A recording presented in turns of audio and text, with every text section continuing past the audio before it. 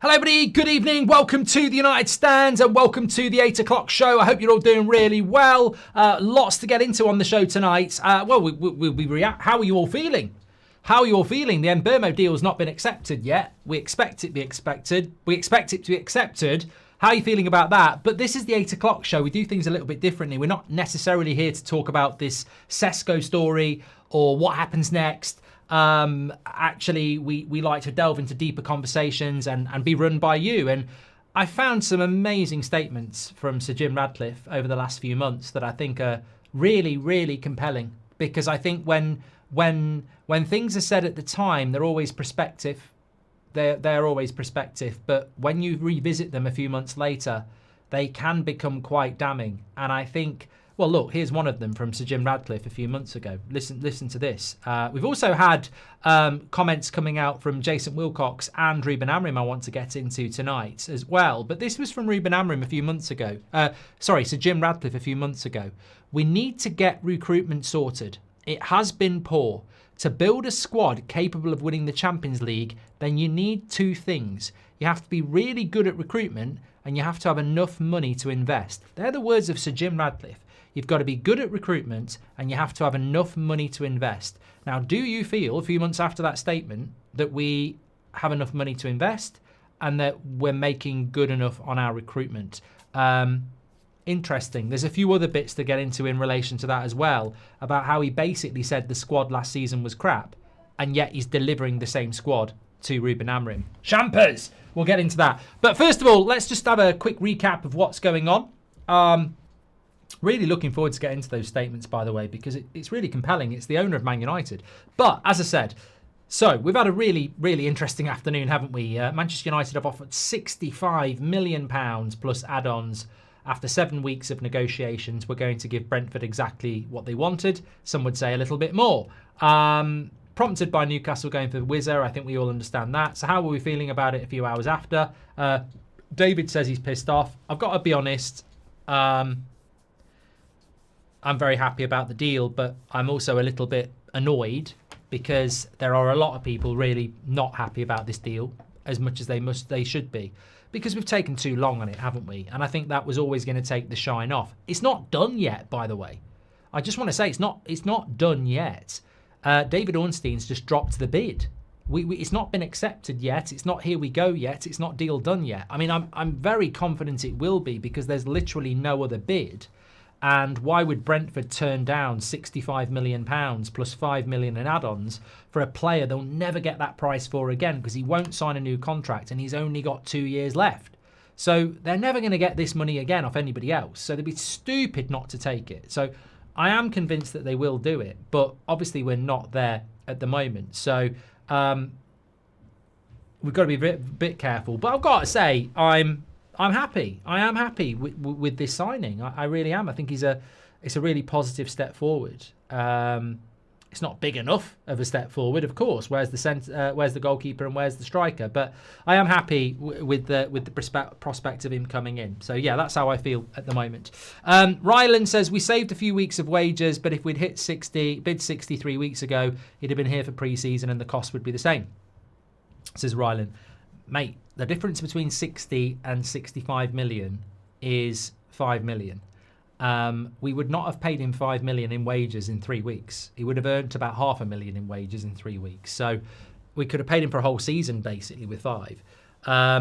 There is visa media duty before he joins us in USA, says DV. Would you take Amorim out if Zidane was available, says Jacob? No. Thank you very much for that. Jimmy, welcome to the Members Club. Thank you very much. About time we got our act together and put in a third bid over 65. It's not like we haven't known their valuation since the beginning of the window. Hoping this works out. United, says Alex Fincher. Why is everyone still thinking this deal is done? Would love to swap Martinez for Garnacho. What about you, Mark? Says Sean. I don't actually think swapping Garnacho is a good idea because we need the value of the pure profit. Think my Mbeumo here we go prediction could be right, says I'm Kenny. Champers, says Parker. And Mark, hear me out. Cunha up front, Bruno and Mbeumo as cams. No, I'm not hearing you out, Emmanuel. I'm sorry, I'm not hearing you out. You're just coming up with stupid ideas. Why would Bruno move from the midfield back into the number 10 I presume you're going to use Ahmad as a right wing back and we're putting Cunha up front, who is a brilliant number 10. I don't know. I don't. There's a preview coming out for the Leeds game at 2 o'clock in the morning this morning, and I ain't never putting Cunha up front. I feel Mr. Shampers is listening to your show, Marks, says JB. How we doing, Marks, is Retro? Good. Very good. Hope you're doing well as well. And Kinga says, welcome to the members, is a new member as well. What's the next priority position, says Cobby? Well, it's interesting, actually. Sam, who used to work with us on the United Stand, has put a story out tonight about how Manchester United... Let me read this. Benjamin Sesko is open to joining Manchester United even with the club unable to offer European football next season. Now, this is quite interesting because it leads into a story that David Ornstein put out in the middle of April saying that we know Sesko was favoured a year ago and he is joined by the likes of Delap on their radar. This time round, the issue is the leading clubs seeking a striker tend to be looking at the same pool of players, and that pool is not deep. So even if Man United have a leading candidate, it doesn't mean they will get him. So we could go in for Sesko, we could go in for Ollie Watkins. My feeling is that, I mean, look, I don't want to lose the shine of the. I don't want to lose the shine of. The Mbeumo deal, because it is a positive to get it done, right? But as I said this afternoon, we still haven't brought in one of the two priorities that Manchester United had at the start of this transfer window, which is a striker and a goalkeeper. So I think we will go for a striker. I can't see it being Sesko. Man United will point to the fact that they've spent £127 million, by the way. I mean, I don't know how many of you watched my show this afternoon, but £127 million is what we've spent. Fact. We've spent 127 million like that. It doesn't feel like it, but we have on two players.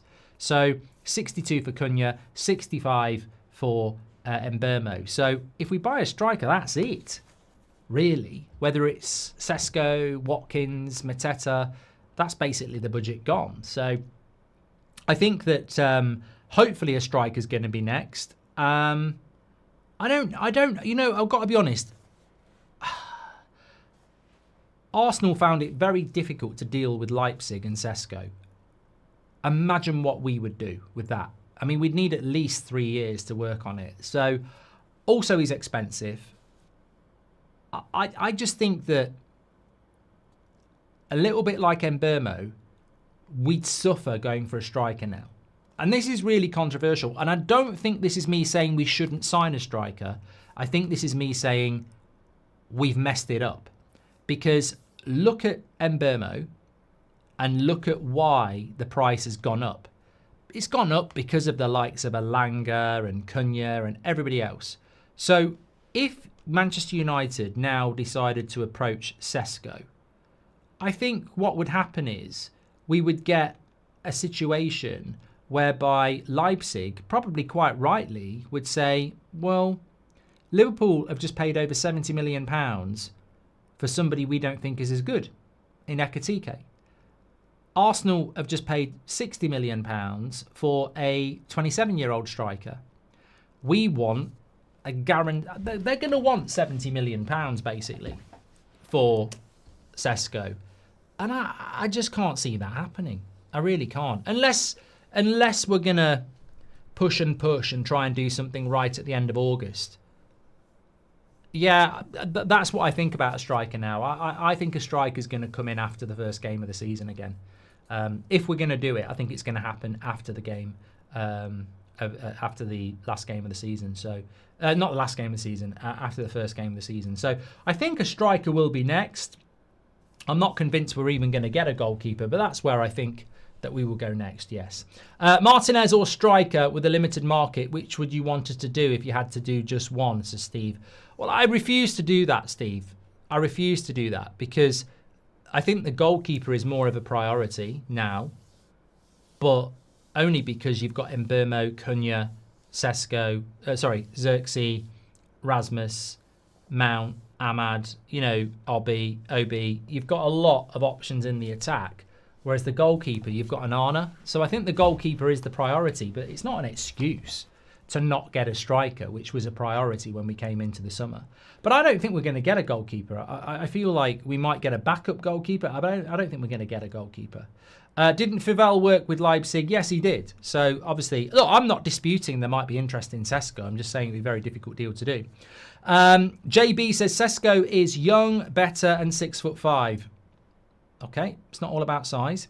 Ragza Richards says Sesko would be an amazing signing. I watch a lot of Leipzig's games. He's young, he's very skilled for a striker, especially one of his size, and he's an excellent finisher, but he'll cost too much. I actually agree with everything you've said there. I think he's a very talented player. I think he's been on the radar for a long time.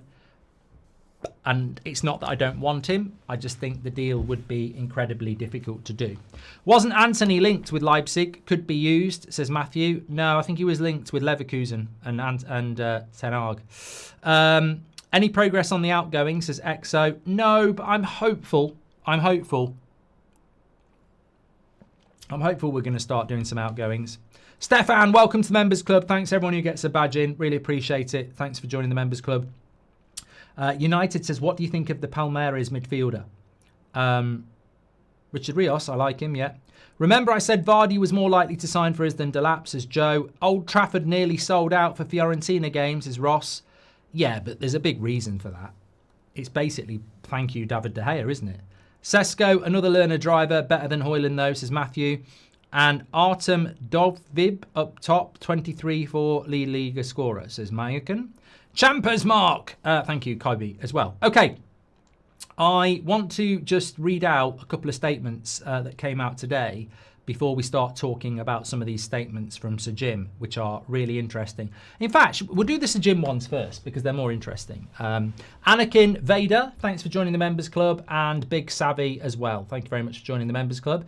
Don't see us getting a striker if Rasmus is still here, says Maliki. Okay. Miss says, I don't think excellent finisher would be the right words. I've seen him wasting some chances throughout the Bundesliga season. And how do we know Sesko won't turn out like Rasmus as well? Rob, Always United, has gifted 5 memberships. Thank you very much to Rob. Garnacho plus 33 million for Watkins or Martinez. No, we won't do this. Look, I really, thanks Slotkin. I think it's really, really, really, really important that people understand why we want to sell Garnacho. It's because it's pure profit. We're not about to throw money in Garnacho at Watkins. It completely defeats the purpose of why we're selling him. And it's quite tiresome to listen to people keep talking about swapping Garnacho. The only reason we want to sell him is because it's so good on the books. We have to sell him now, obviously, because they both fell out. But it was always attractive back in January. Talking about back in January, let me take you back to March. I've got some really interesting comments here from Sir Jim Radcliffe that are very, very, very worthwhile repeating. Because this was in March and it sort of delves into the plan for Manchester United to win the league and how long it's going to take. And I want your thoughts. This is what the 8 o'clock shows are all about. But also, he also gives a really big indicator on this squad. Now, remember, as things stand, this squad is basically the same squad that Amorim's got to work with. Okay, we've got Cunha and Mbeumo, but it's not major changes. It's not major renovation. It's not 7 out and 7 in. It's no one out and 2 in. So this is what he had to say. He was asked about Ruben Amorim. This is in March, Sir Jim Radcliffe. He doesn't give many interviews. He was asked about being 14th in the league. And he said, and was basically put to Sir Jim Radcliffe, this is historically bad. Like decades of bad. You know, it's one of the worst ever Man United performances. And this is what Ruben Amorim, Sir Jim Radcliffe had to say. Champers. He said, I think you look at the squad he has got at his disposal. He comes in mid-season when he's had no time to train the players. And I think he's done really well. I think we're beginning to see a glimpse of what Ruben can produce. I think we saw a glimpse against Arsenal. How many players against Arsenal on the bench did you recognise? Ruben is doing a super job. So basically said, if you look at the squad he's got at his disposal, he's actually doing a good job, considering we were 14th. Okay?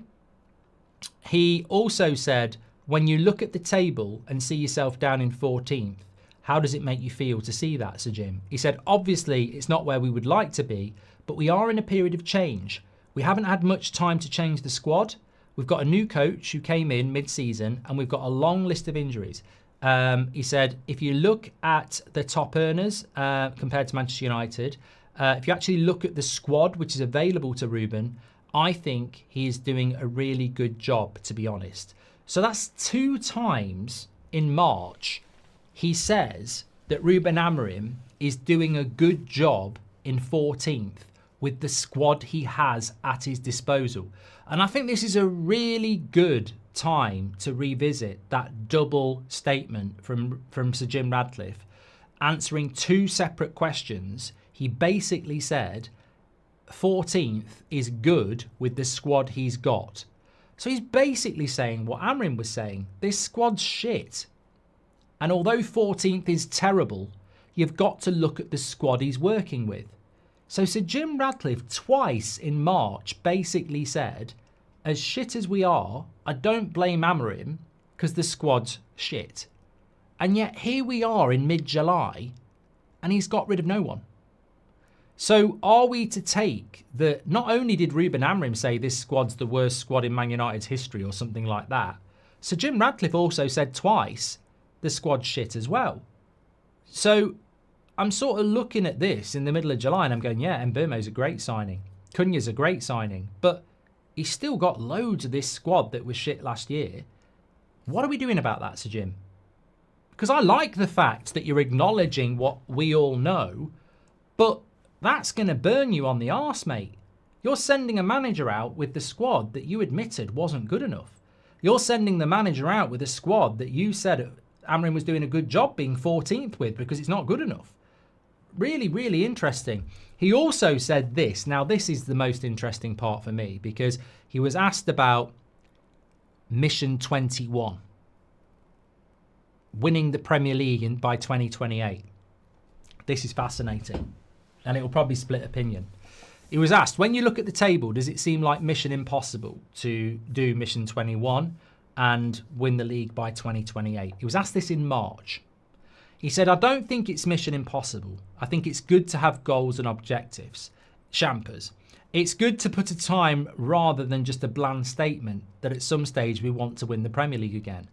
Putting a timetable is fine. Obviously, it's the 150th anniversary of what I think is the world's greatest football club in 2028. So I think it's a very fine target. Champers. Whether that's feasible, I'm not Mystic Meg. I don't have a magic wand and I can't see into the future, obviously. But I think if you look at Arsenal, if you look at Liverpool, if you look at the period of time it took them to get their house in order and get back to winning ways, that's probably slightly on the short end of the spectrum. But it's not impossible. I look at Liverpool when Klopp arrived in 2015.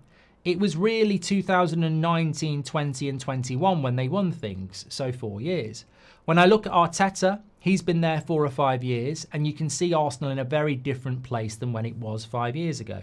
So I think we're talking about 3 years. Maybe that's slightly ambitious, but I think it is the 150th year anniversary, so it's a good target for us. We are here, we have to measure ourselves, whether we are doing the things we said we would do, which is to get Man United back to where it should be. So you could listen to that and go, you know what? I don't like Sir Jim, but actually he's talking sense.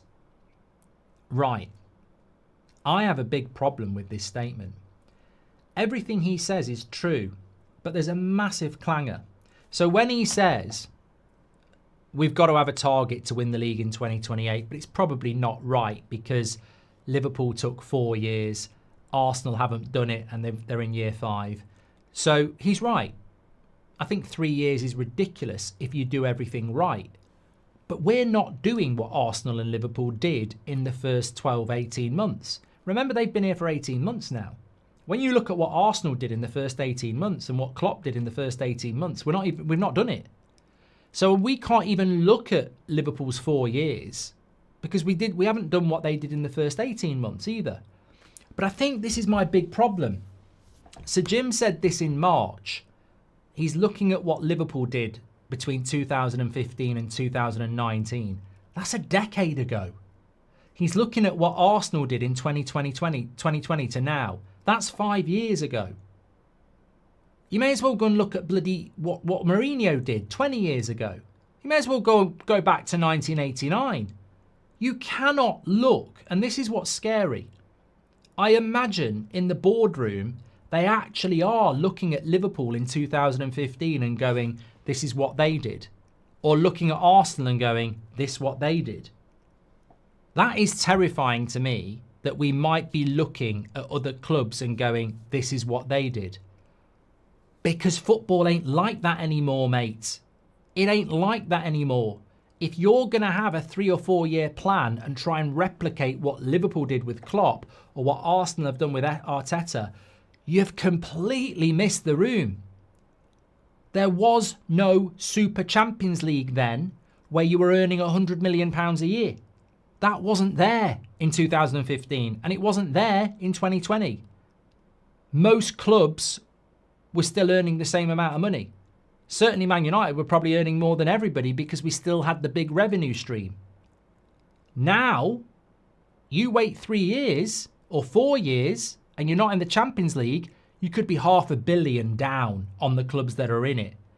So this, and he's talking about winning the Premier League there. He's talking about winning the Premier League. So you can't look at Liverpool from 2015 and go, well, Klopp took 4 years, so that's what we're sort of looking at. That's to win the Premier League. Mate, Liverpool, Arsenal, Man City and Chelsea are earning hundreds of millions of pounds a year. And they're buying 5 or 6 top players in the summer. It's scary that we might look at it like that. But then, as I said, there was another comment he made, which I thought was really interesting as well. And that was this.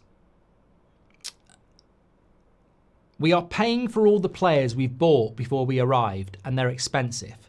The club has spent quite a lot of money on players. If you buy a player for 50 million in the modern world, you don't pay 50 million up front. You pay 10 million, then 20 million, then the balance. Well, this is exactly what you're going to do with Cunha and Mbeumo, so I don't know what you're moaning about. He said, we need to get recruitment sorted. It has been poor, I agree. To build a squad capable of winning the Champions League, you need 2 things. You've got to be really good at recruitment and you have to have enough money to invest. I think that paragraph from Sir Jim Ratcliffe is probably the best paragraph I've heard in his whole time at Man United. Recruitment's been poor. You need 2 things. You need really good recruitment and you have to have enough money to invest. Would you say our recruitment's been really good? And would you say we've got enough money to invest? Because that's coming out of Sir Jim Ratcliffe's mouth, and I don't think we're achieving that. But I think they are the 2 pillars of success. You need really good recruitment and you need the money to invest. And I think that is where at the moment we are falling down. Big time. Big time.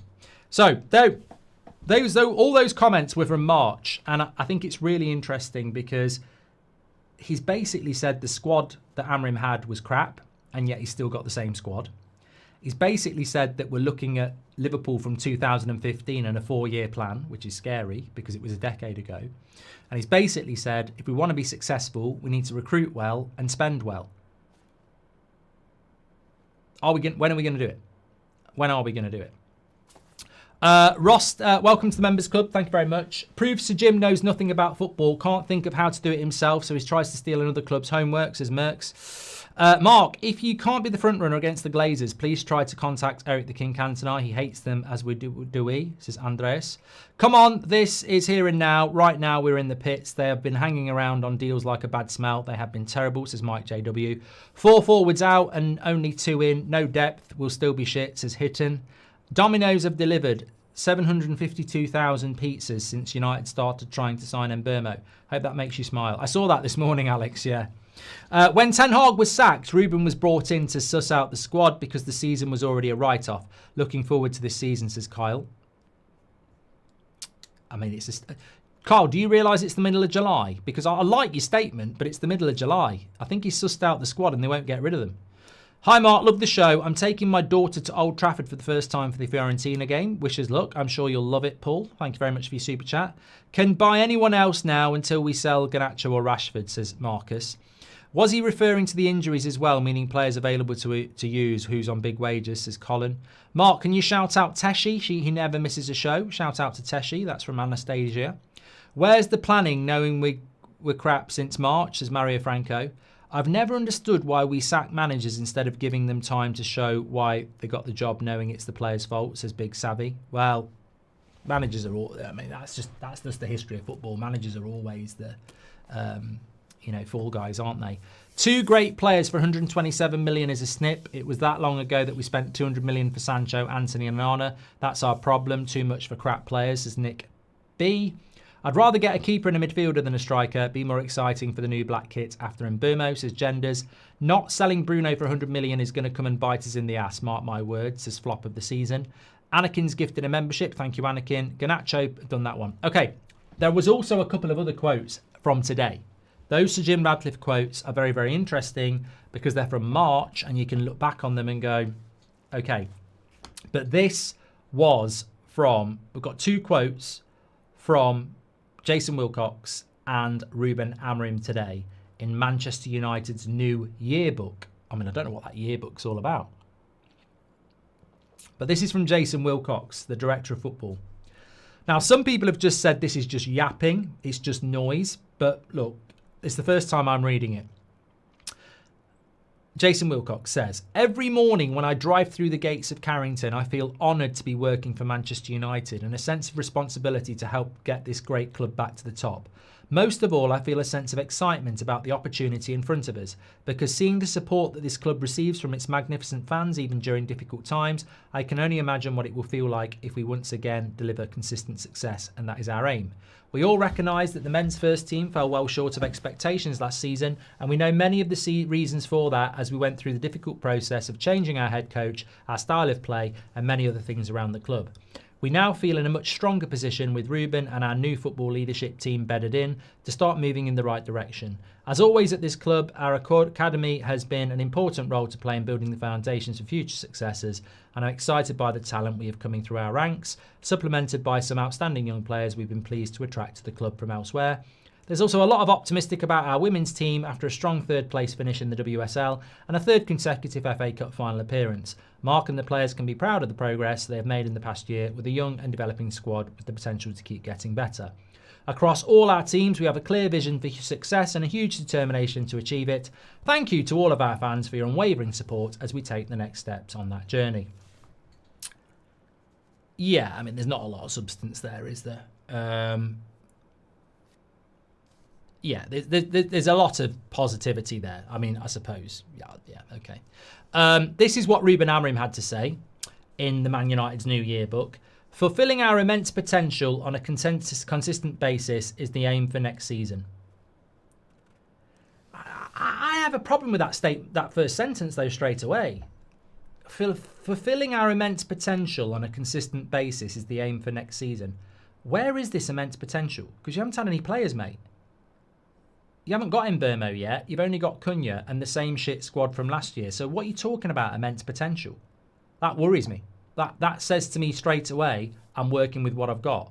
So he says, fulfilling our immense potential on a consistent basis is the aim for next season. I don't think we've got immense potential. I don't think that squad's got... I think it's got improvement. I don't think it's got immense potential. For everyone associated with players, football players, staff and fans alike, the start of the new season is a time of excitement and optimism. Speak for yourself. And a time to look forward. We should not completely ignore or forget what happened last season. Don't worry, we won't. Because there are many lessons for us to learn from where things went badly. And also from the positive moments when we reminded ourselves of our potential to become so much better. Our energy is now focused on making sure we get closer to the potential more often and more consistently this season.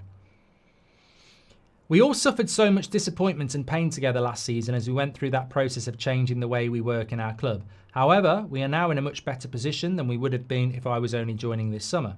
Because of everything I've learned in the past 8 months and everything the players have learned about what I expect of them. One of the main things I've learned is how this special football club is and how special its fans are. I feel a big sense of responsibility to help put Man United back where it belongs, and like I said on the pitch at Old Trafford after our final game of the season against Villa, a strong belief that much better days lie ahead. I cannot promise that we will reach all our long-term objectives this season, but I can promise that I'll give everything to help put us firmly on that path. A lot of potential then, a lot of process, a lot of consistency. I mean, look, you can't say no more talking and then say they don't talk enough. I don't think we hear enough from Jason Wilcox. I don't think we hear enough from Ruben Amorim. I'm sorry, we do hear a lot from Ruben Amorim. We're going to hear a lot from Ruben Amorim. I don't really have a problem with either of those statements, but actions speak louder than words, and I'd be lying if I didn't say, in response to Jason Wilcox and Ruben Amorim's statement there, you've not done what needed to be done. Like, you haven't sold anybody. It's the same squad from last year, and whether I'm frustrated by Luke Shaw, Anana, whoever, they're still here. I mean, that goalkeeper's a huge issue. Not signing a striker is a huge issue. Your midfield is an issue. Like, you can talk about consistency, but you're basically polishing a turd if you're talking about huge potential. Like, there isn't huge potential in certain areas of that squad. There is huge potential in certain positions, but there's not huge potential in that team. It's exactly where it deserved to be. Now, Cunha's a great signing. Really is. I'm hoping Mbeumo will sign, and he'll be a great signing as well. But I don't think those two players are going to really send us into the stratosphere of where we need to be. There has to be some improvement, and Amorim and Wilcox are right to speak about optimism, and there seems to be a lot of focus on suffering last season to embed the new football team that they have now. But one thing that was mentioned by Amorim was patience at the end. There will be no patience. There won't be. You completely and utterly misunderstand England and the Premier League if you think you're going to, and Manchester United if you think you're going to get patience. As I said, there are already Amorim outers in this fan base hiding in full view. They're just being quiet because there's no games to react to. The media will always come for us. They're ready to go, knives sharpened. So there will be no patience. And this is why I have to be true to what I believe, and hopefully I'll get proved wrong. But I'm sorry, we haven't done enough to that squad. And what I mean is, it's not just about signings, because I think Cunha and Mbeumo are good. But imagine Cunha is the perfect roast potato. And you put it on the plate, but it's put, like, I'm talking about a Christmas dinner here. Perfect roast potato, and you put it on the plate with mouldy Brussels sprouts and turkey that's not cooked. That's going to make people sick, no matter how good the roast potato is. And that's my issue. Cunha, good signing. And Mbeumo, good signing. But you put those good signings onto a dish where there's issues, everyone's going to be sick. I do not feel that the reaction to last season has been strong enough in any way, shape or form. The only player that was part of that Europa League final that we're trying to sell is Garnacho. And I'm sorry, as much as I want Garnacho to go, he was very far. He didn't even start the bloody final. So there's zero accountability for why we were so shit against Spurs. And we were dreadful. Most players were dreadful. And most of those players were dreadful for most of the season, and none of them have been moved on. And this is where people are going wrong. They're talking about the famous five. Rashford was at Villa. Sancho wasn't there the whole year. Malacia wasn't really there the whole year. And Anthony was at bloody Betis for half the season. So all these players were clearing out. It's only one we're really clearing out that was part of that shit team, and that's Garnacho. I don't think we've been ruthless enough on the players that actually messed up the final and messed up that season. I think we've retained too much weak mentality, inconsistent players. And I don't think it gets discussed about enough. The signings are great, but we've seen it so many times. How many good players have we brought into this club and they get dragged down by the shit that remains? I don't think we've removed enough shit from this. Well, we haven't removed any. But I think people get blinded by Sancho, Rashford, Anthony, Malacia and Garnacho. But four of them were nothing to do with last season. Nothing to do with it. All right, Rashford played up until Christmas a bit, but Anthony didn't. Malacia didn't. Sancho didn't. So I'm worried that there's a lot of people in pre-season who were shit last year and are back again. And that worries me because some of them are senior. So I don't think we've done enough. I don't think we've done enough for us to go, yeah, everything's going to be okay. And I don't think there's an uptick for some of these players. Hi, Mark. Trust you well. Who's the next available striker we can look at, says Risick. Seems the striker market has dried up. Free transfers, if any. I mean, look, I'm getting some of your questions. I think that I think Ollie Watkins is the one to keep an eye on. I live in the Midlands, which is central England, which is where Aston Villa play. I know quite a few people close to Villa, and beyond Manchester United, I've known for about 6 months that Watkins and Emery want to part ways. So I'd be very surprised. He might stay, but I'd be very surprised if he did. I think that I'm not happy about this, by the way. I'm not in any way, shape or form condoning this. But I think what's going to happen is, if you think that Cunha, Fabrizio nearly said, here we go for Cunha at the end of April. If you remember correctly, we actually got it in June. We started on Mbeumo at the start of June. We still haven't got it on the 17th of July. So we're taking about 6-7 weeks to do a deal. It's about 6 or 7 weeks to the end of the market. So I think we're going to get a striker right at the back of the window. I think we're going to sign somebody right at the back of the window. And I wouldn't be surprised if it's someone like Ollie Watkins. Yeah, that's where I think. I might be wrong. I don't think it will be Sesko. I mean, it might be, but I don't think it will be. Do you think we have to get a loan in order to fund a transfer? And because we are so far in debt, banks are hesitant to give us a loan. Maybe that's why it takes so long. I don't know. I don't really know, Hookham. I don't think we'd have a problem getting a loan. But I don't know whether we want to take another loan out. Do you think it was a PR piece done by Brentford that Newcastle was going to buy Wizard to force us to put a good bid in?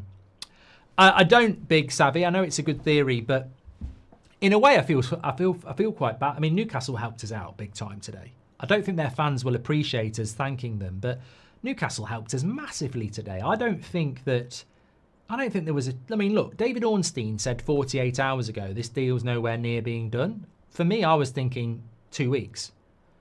There's no way that bid was going in today. No way in a million years were we going to put a £65 million bid in today. Considering we've offered 45, 55, and then suddenly we offer 65. We've done that because the Newcastle genuinely were going to go for Wizard. And if they accepted that bid, as Ben Jacobs was saying and a few other people, that would have made it difficult for Man United. So we've put that bid in because we've lost all negotiation power. We've basically been told, if you don't bid now and you don't put the right bid in now, we're going to sell Wizard and you won't get him. So we've basically been done in the sense that from a negotiation point, we've been done. We lost. But we win because we get Mbeumo. But we've lost in the negotiations, of course. But I do feel sorry for Newcastle a little bit because they wanted Mbeumo and he chose us. They wanted João Pedro and he chose Chelsea. They wanted Ekitike and he chose Liverpool. And now they wanted Wizard. And we've probably stopped that by getting Mbeumo. So Newcastle have shown a lot of ambition this summer, but they've just been a bit unlucky. Other than Sir Alex and Wenger, whoever got patience, says Shahin. When do we have to sign Mbeumo to play pre-season, says Tashi. I don't think there's a deadline, mate, really. I don't think there is a deadline. I think he won't be playing on Saturday, but I would expect... we just need him on the plane. We need him on the plane for Tuesday, really. Company values changed to include potential, says Taffrey. Binstock says, I would rather risk it on a 21-year-old random Slavia Prague striker than 99% of the strikers we're linked to. A risk is better than a disappointment. I mean, I don't know about Slavia Prague striker, but I do wonder about our recruitment strategy, because there must be... Look, in a year's time, there'll be another Ekitike, there'll be another Sesko, there'll be another Gyökeres. That's how football works. 3 years ago, where was Ekitike? Where was Gyökeres? Like, there will be, in a year or two, a next 3 or 4 strikers. That's what you need to know about. That's where the clever clubs are operating. I don't know who they are, but I don't think United do either.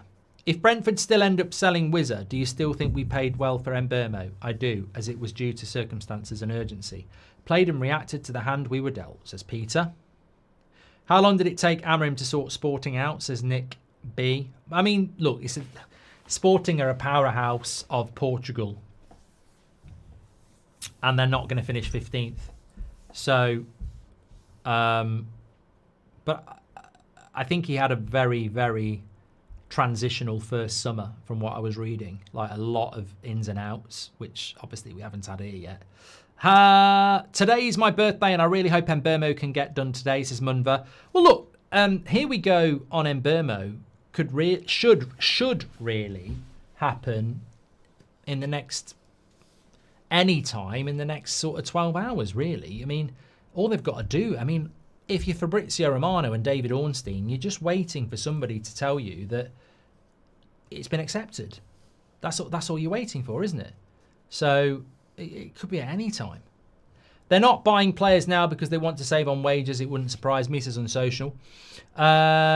Real Yo-Ho says, I haven't been in the lives too much, but what would have been considered a successful transfer window, considering how much is left in the window?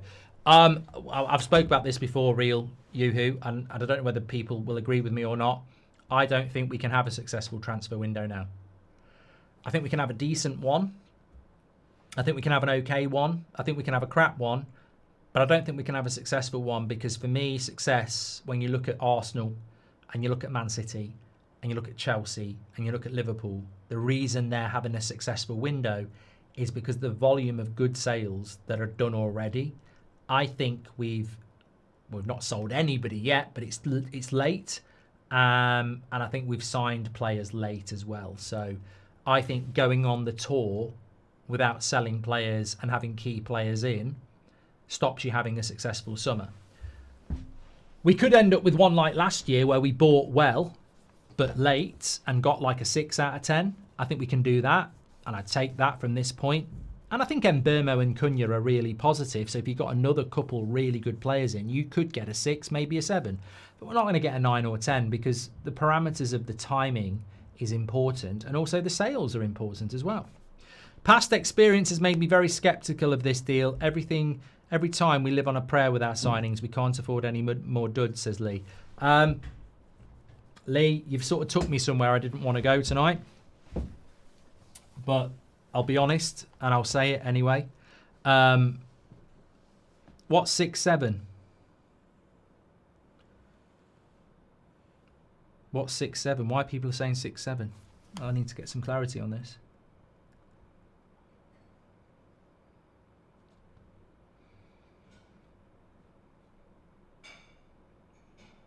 What does it mean? Okay, I don't know. People are just saying it now. I don't know what it means.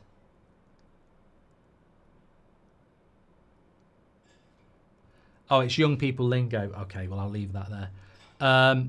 Anyway, going back to what Lee was saying, I think what Lee is sort of hinting at is that we have offloaded quite a lot of money on 2 players. Now, I think they're good. I can't see any reason why they'd flop. They're better than what we've got. They're experienced. They're hungry. They're professional. So I think Mbeumo and Cunha, for me, are good signings. But I think what Lee is saying is, if one of them go wrong, we've done it again. You spend £65 million on Mbeumo, and in 18 months he hasn't done very well, you're not getting that money back. I think that's what Lee's saying. if the same happens with Cunha, you're not getting the money back and you're in the same position. But what I would say as a positive is we can't not buy players because they might flop. Anybody can flop. But I haven't seen anybody saying that Cunha's a bad signing or Mbeumo's a bad signing. So if they flop, I would hope that we wouldn't all be going, oh, you know, the club got it wrong, the club got it wrong. Where's Champers come from, Mark? Says Brad. Oh, it's the same as lots of things. I just start saying stuff and it ends up, you know, becoming part of the vocabulary. At the end of the day, Champers. Carlo says, well, at the end of the day, we rather walk to the wrong decision than run to the right decision. Champers. Hi, Mark. I'm actually, Mitch is actually optimistic about next season. What's been missed is that Ruben has the players on an intense pre-season. Have you seen how much weight Shaw and Casemiro have shed? He's getting them all in top condition. I've got a big problem with this, Mitch. I've got a real big problem with this. I think people are completely and utterly missing something here. It scares me how so many people are getting really excited about this. So it's the lean, mean killing machine, isn't it? It's the George Foreman grill. We're lean FC and we're getting excited about it. So I've seen a few United fans, Mitch, getting excited about how lean we're looking. But it's not like Brighton aren't coming back lean. It's not like Liverpool aren't coming back lean. They're not all coming back from, 20 bloody nights in Benidorm eating kebabs and lager. Everybody is lean. Everybody is in top condition. So I don't think the margins are going to be that high. We might see an improvement, but I don't think you can look at Luke Shaw and go, he's lean. We're going to win the league. I just think that, the question should be, why weren't they lean before? I agree, but I don't think it's going to be that much of an improvement. Rusty, welcome to the Members Club. Thank you very much for that. Appreciate it. Live chat has just frozen for a moment, so I can't come back to that. Just while I'm waiting for that to load, please do subscribe to the channel if you're new. I've not been doing this enough over the summer, but we do get new viewers. The United Stand, every night at 8 o'clock, every morning at 10 o'clock, every afternoon at 2 o'clock UK time. We are live with you on the biggest and best Manchester United fan community group. Make sure you click the subscribe button and get involved. We're clearly going to get a Here We Go at some strange time soon. And we've got a Leeds preview going up for you as a treat. 2 a.m. for UK people. You might want to stay up. If not, our international audience are going to get it first and they're going to be blitzing the comments before you even wake up. Where's the subscriber counter? I knew something was missing. Bloody good spot there. I looked at the screen today. I was like, there's something missing here. Something missing. Where is it? It is here. There it is. Back.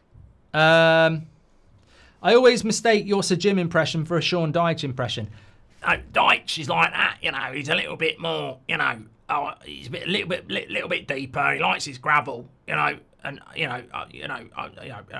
Whereas Sir Jim is a little bit like that, but it's a little bit more, posh. Champers, we're speaking. I am speaking a little bit like Sean Dyche, but I have, I'm a billionaire. I run a petrochemicals business. I own my own boat. I've got a lovely place in Monaco. I drink champers out of the tap. In fact, I fucking bathe in it. At the end of the day, I'm considerably richer than Sean Dyche, and I wouldn't have him anywhere near Manchester United. You give him at the end of the day, if you give Sean Dyche a bottle of champagne, he'd probably wash his hands with it because it's not gravel. Champers. Tough one because they've all been terrible, but what's been your favourite transfer market since Sir Alex left? I really enjoyed the Van Gaal one, actually. I know it didn't go the way I wanted it to. But, yeah. Openda and Sesko swap Rasmus and Xerxes. It's never going to happen, JB. Villa would need time to replace Watkins, so the window to get him is closing in. That will happen for a lot of our targets unless they're for sale, says Smoggy. Yeah, but as I said, I think the appetite to leave Villa from Watkins is there, and I think the appetite to replace him with Emery is there. It depends how much they push that, I suppose. They're looking at Nicholas Jackson. I mean, what a downgrade. Newcastle are just not a big club, so have no pull, says Matthew. Okay. People say Akatike is a lot. Fam, you are paying the same for Mbeumo. Are you having a laugh? Says not from here. I don't know who you're arguing with. Brentford still no answer on United bid. Are you scared? Says J King. Yes and no. I mean, knowing Manchester United, we've probably offered 65 million, but we're paying it back over 65 years at £1 million a year in Amazon vouchers. So, although we're giving them 65 million, God knows what the instalments are. So, as much as I'd love to say Brentford are idiots if they turn this down, we don't know the parameters of this deal. So, we might not get here we go tonight or tomorrow morning, because Man United might be saying, we'll give you £65 million over 5 years. And Brentford might say, no, we want it over 3 years. So you've still got to not get a bit melodramatic. It's a good deal for Brentford, but when do they get the money? You know? So, look, I don't think they'll turn it down, but they might not like the terms of the instalments. We'll have to wait and see. What about Vlahovic? Hopefully not, Rizik. We should have known this ownership was terrible from time you interviewed one of the candidates and he said the Glazers were playing games, says Skids. Last year today, Yoro were the second. Here we go. Today, Mbeumo's second signing. Slow transfers last year, same this year. They don't learn off previous mistakes, says Casper. I think one of the biggest learning points, Shahin says, do we pay interest on instalments? I don't know. I think one of the biggest learning points that we didn't learn today, and I think everybody can admit this, is that what we've done today with that third bid is contradict what we did with Branthwaite a year ago. We've ended up paying top price of what Brentford wanted. We've also done exactly what we did with Jadon Sancho and Dortmund. We've done exactly what we did with Crystal Palace and Wan-Bissaka. And we've done exactly what we did with Harry Maguire and Leicester. We've spent a lot of time negotiating to pay the top price that they want. I don't know what else we could have done, really. I don't know what else we could have done. But I think my criticism would be we should have seen that. This is why many of us have been saying for weeks, just pay what you're going to pay. Because you're not going to get a better deal than that. We finished 15th. We're desperate. You're not going to get a good deal. Because Brentford don't need to sell. And I think the lesson is, it's not really about what we've paid. It's about how long we've taken to pay it. Do you think it's a fear tactic on the other players by banning big names, says the alien? No, I think it's something that Ruben Amorim's done at other clubs. And I think he's just trying to, move the club along. I think that's what we're trying to do at the end of the day. Keeping positive, says Lee. They are both Premier League proven and seem to have a good mentality. We've not signed enough Premier League proven players in the last decade.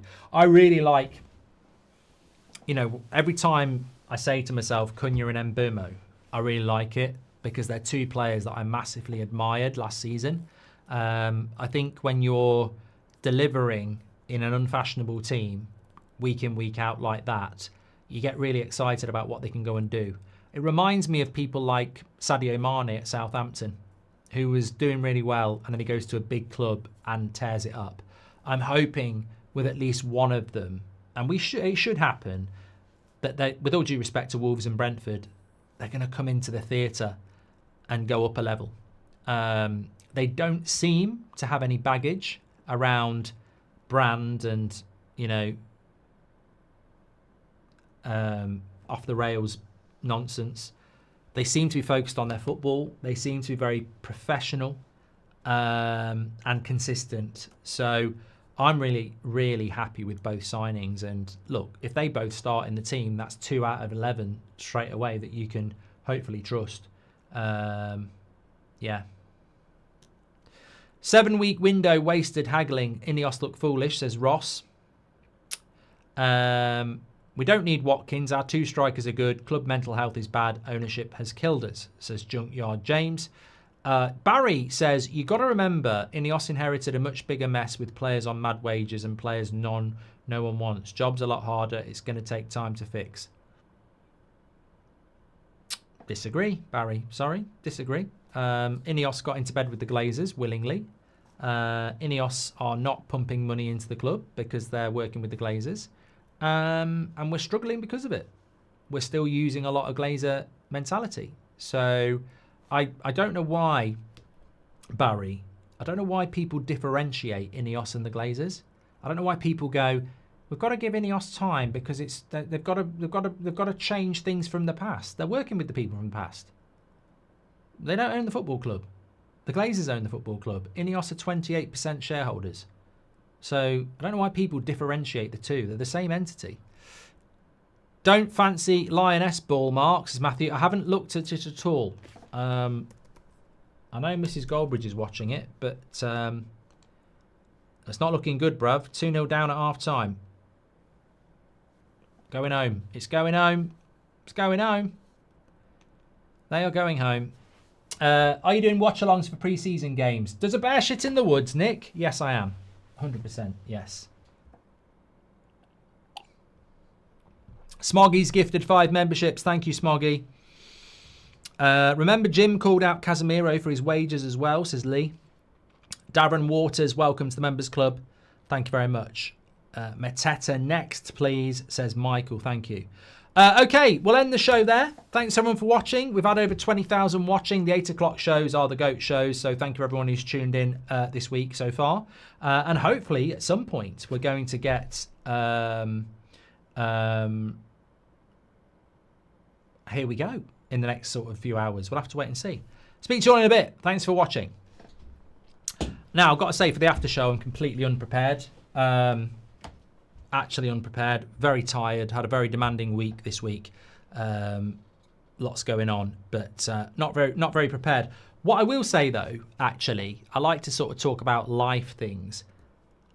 I don't know how this... I don't know whether this sort of thing happens to you, but... When I went to New York, I haven't really told anybody, but I did go to New York a few weeks ago. I didn't talk about it that much.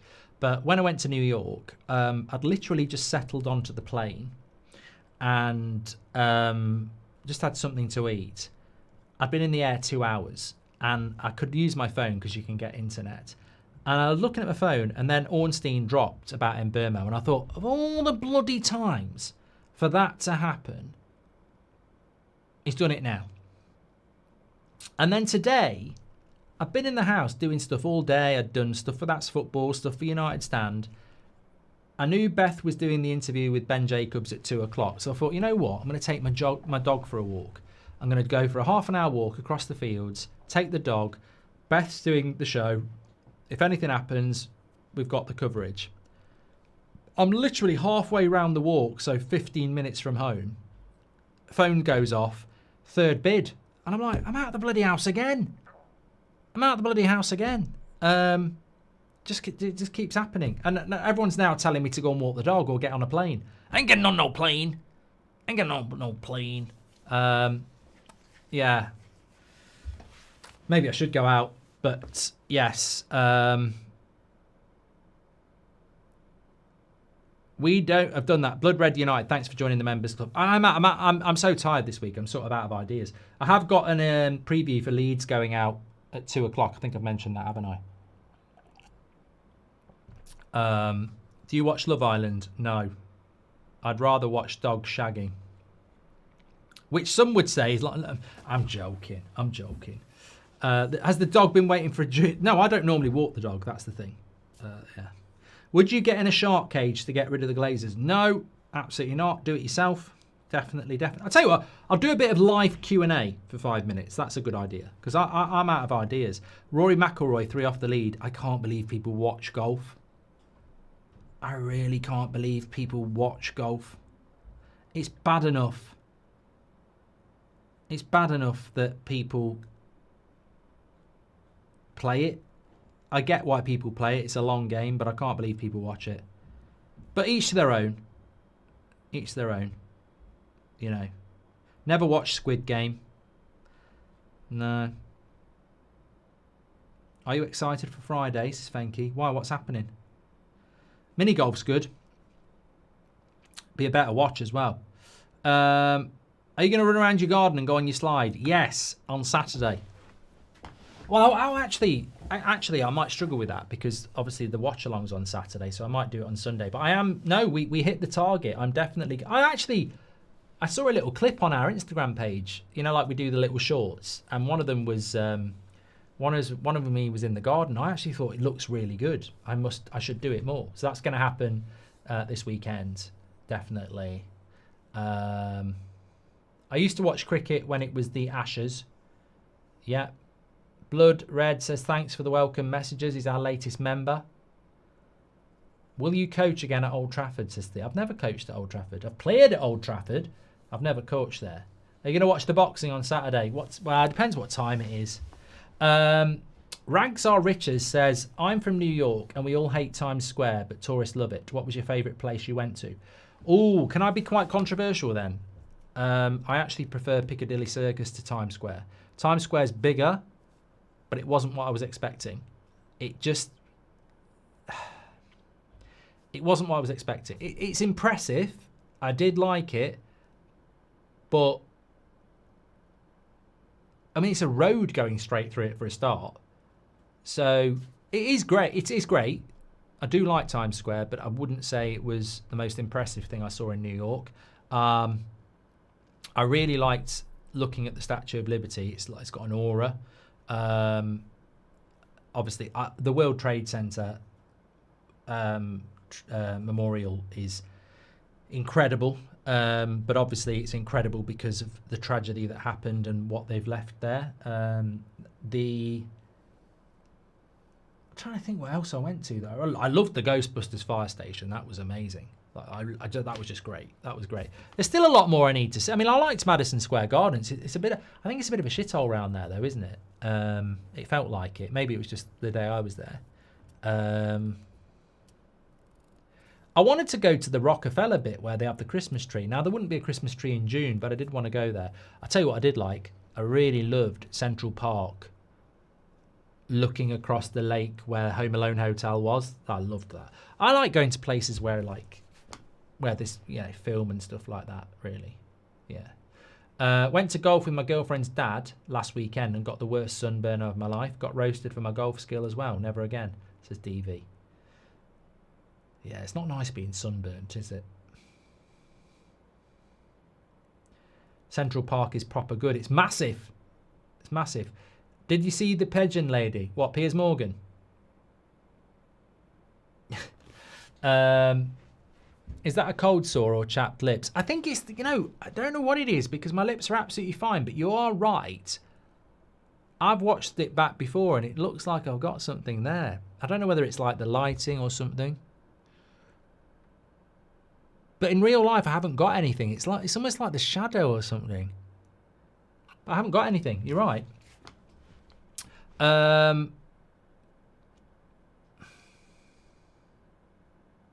Cape Town's a world-class city, says Liam. Haven't been to Vegas. Have you ever considered watching NBA, says James? No.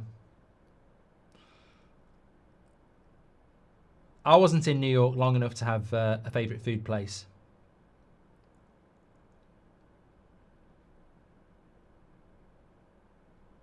Yeah, New York does stink of weed. It really does. That is a real eye-opener. How, because it's legal, it stinks of weed. It really does. Yeah.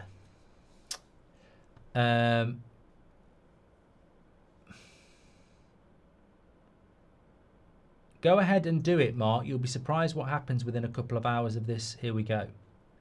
Go ahead and do what? I don't like comments that have got no context. Oh, go ahead and do weed. Okay, yeah. Well, who's to say I haven't? Any good recent films, Mark, says Andre. No, I watched A Few Good Men last week, which is not a porno. It's a film with Tom Cruise and Demi Moore in it. I'm sort of going through a lot of early 90s films that I haven't watched in a while at the moment. I tell you what, if you're into film, we took for granted films in the early 90s that we, because there were so many that was like, oh, that's okay. They shit all over now. There's so many films from the late 80s, early 90s that were considered okay at the time that shit all over what we get now. Like, absolutely so many. Yeah, I want to go to Norway. I do want to go to Norway. Pulp Fiction is a quality film, yeah. I went through a whole Tarantino thing last summer, actually, watching loads of his films. Oh, God. Okay, I'm going to go because I'm tired. But thanks, everyone, for tuning in. I will prepare more for my after show next time. I was not prepared for that. What's happening with the EAFC career modes, is Willie? Oh, I'm going to bring it back for the new game. I've made a choice. I got sacked on TUSFC. I don't even know why. I was in the playoffs. You create a club. You're in year one. It's my club. I created it. It's United Stand FC. I've designed the kits. I'm in the playoffs, and I get the sack. And I go and have a look at the objectives, and it's because must win the league. Why? Why have you given me that fucking stupid objective, you idiots? So, yeah, I've been sacked for being in the playoffs in my first season of a club I own. So, next year, I'm just going to turn off the sack. Well, Bart, I know turn on no sacking, but we're halfway through the season. I'm not starting a new bloody season. That was stupid. I just need to turn it off on future games. But it is coming back for the new game. So, yes, it will be coming back. Take care, everyone. Stay safe. I might be back later tonight if we get a Here We Go. But if not, hopefully tomorrow. And if not, we're back at 10 o'clock anyway. Thanks for watching. Speak to you all in a bit. Stay safe. And don't forget, we've got the preview for Leeds coming out soon. Got new design on it as well. Watch out for that. Subscribe and get your notifications on.